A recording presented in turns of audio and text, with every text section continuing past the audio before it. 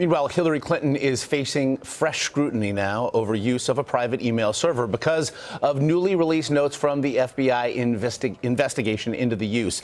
Records show that a senior State Department official tried to make a deal, in fact, to declassify one email in question. The Clinton campaign says they were unaware of this conversation. Nancy Cordes, tracking all these developments, joins me now from Washington. And again, Nancy, this was the last drop, if you will, of these notes from the investigation. What did we learn?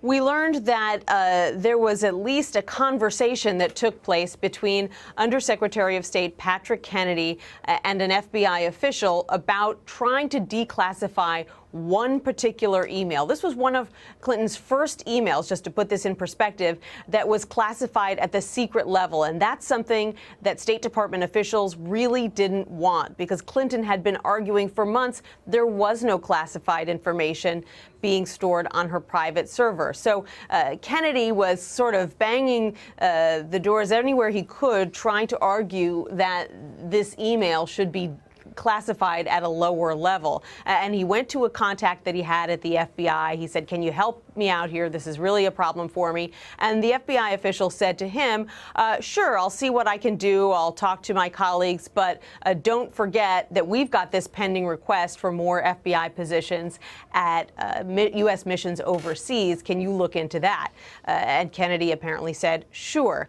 It was only when this FBI official went to talk to a colleague that this colleague says that he felt pressured to reduce the classification level because he felt that there was a quid pro quo in place. So the FBI now says there was no quid pro quo. The State Department says there was no quid pro quo. And we're left kind of wondering whether there was some kind of arrangement or whether this was essentially a game of telephone whereby once you got down the line, someone felt that there was a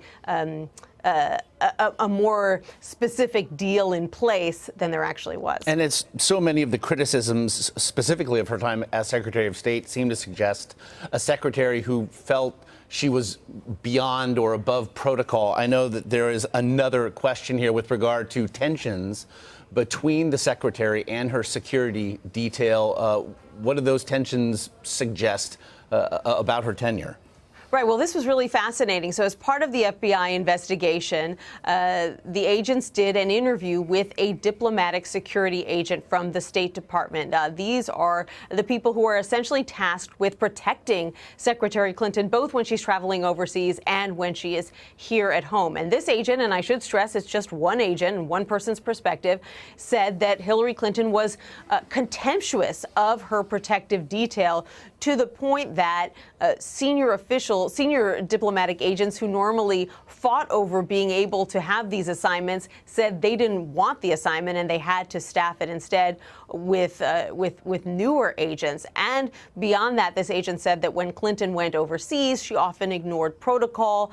She was supposed to ride with local U.S. ambassadors, for instance. This was something that ambassadors really looked forward to and appreciated, especially when they went into local events with the secretary. But this agent said that Clinton typically preferred to ride instead with Huma Abedin, her top aide. We have not heard much from Secretary Clinton on the stump, if nothing else, this past week or so. How is the campaign responding, though, to these specific allegations? Well, they're trying to distance themselves from, in particular, this talk of a quid pro quo. They say, look, the FBI at the end of the day says there was no quid pro quo. The classification level never got changed, so no favors changed hands. And beyond that, they say they never knew about this conversation between Undersecretary Kennedy and this FBI official. The one piece of good news for the Clinton campaign, Josh, is that the FBI was releasing these notes in 4 batches, and this was the 4th batch. So they don't have to worry about any more embarrassing details coming out of the FBI, but they do now have to worry about more hearings being held by congressional Republicans who are not so quick to believe that there was no arrangement here between the FBI and the State Department. In this election cycle, the news can never always be good. That's for certain. Nancy Cordes in Washington, we do appreciate it. You're welcome, Josh.